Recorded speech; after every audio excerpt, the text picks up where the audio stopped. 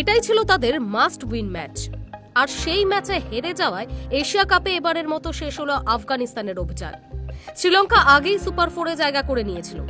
তাদের লক্ষ্য ছিল স্রেফ হারের ব্যবধান যেন বড় না হয়ে যায়। তা তো হলোই না, বরং চমৎকার জয় পেল তারা। হেলায় হারিয়ে দিল কাবুলিওয়ালার দেশকে।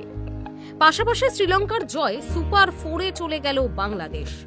এদিন আফগানিস্তান টসে জিতে ব্যাটিং নিলেও সেই সিদ্ধান্তের প্রতি সুবিচার করতে পারেনি টপ অর্ডার। বরং একটা সময় মনে হচ্ছিল খুবই কম স্কোরে শেষ করবে তারা। শুরু থেকেই নিয়মিত উইকেট হারাতে থাকে আফগানরা। গুরবাজ, করিম, সাদিকুল্লাহ, রাসুলি ও ওমার জাই ফিরে যান 71 রানে। প্রায় 12 ওভার হয়ে গিয়েছে ততক্ষণে, অর্থাৎ রীতিমতো খারাপ রান রেট। উল্টে উইকেটও পড়ছে হু হু করে। নুয়ান থুসারা একাই আফগান টপ অর্ডারকে শুইয়ে দেন।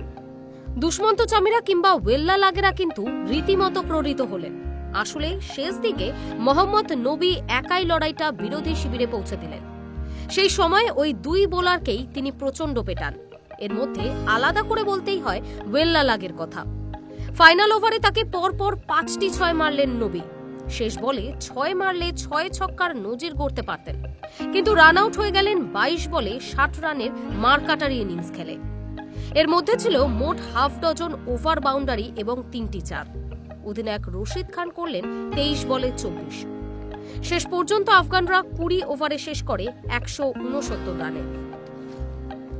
জবাবে শ্রীলঙ্কা শুরু থেকেই চাপে পড়তে থাকে। কুশল মেন্ডিস আক্রমণাত্মক মেজাজে খেললেও নিসাক্কা ও কামিল মিশ্র কেউই দাঁড়াতে না পারায় ক্রমেই চাপ বাড়ে।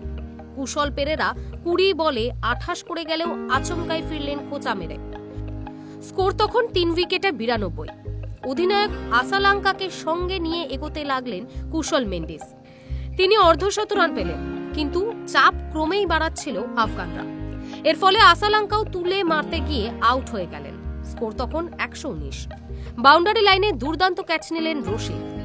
আস্কিং রেট ততক্ষণে প্রায় 10। ম্যাচ যত এগোচ্ছিল তত যেন বাড়ছিল উত্তেজনা। কেবল আফগান সমর্থকরাই নন, অন্যদিকে টেনশন করছিল স্টেডিয়ামে হাজির বাংলাদেশের সমর্থকরাও। তাদের এশিয়া কাপ ভাগ্য সম্পূর্ণভাবেই ছিল আফগানদের হাতে।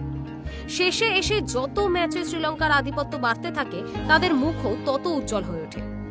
শেষ 4 ওভারে দরকার ছিল 42 রান, কিন্তু সেই ওভারেই যেন খেলাটা পকেটে পুরে ফেলে শ্রীলঙ্কা। একটা ছক্কা ও 4 মিলিয়ে সেই ওভারে ওঠে 17। এরকমই একটা বড় ওভারের যেন দরকার ছিল। শেষ পর্যন্ত 8 বল বাকি থাকতেই দুরন্ত জয় পেল শ্রীলঙ্কা। ম্যাচ নিয়ে গেলেন শীট অ্যাঙ্কার কুশল মেন্ডিস। নিঃসন্দেহেই ছোট্ট কিন্তু জরুরি ইনিংস খেললেন কামিন্ডু মেন্ডিসও। Hi news network.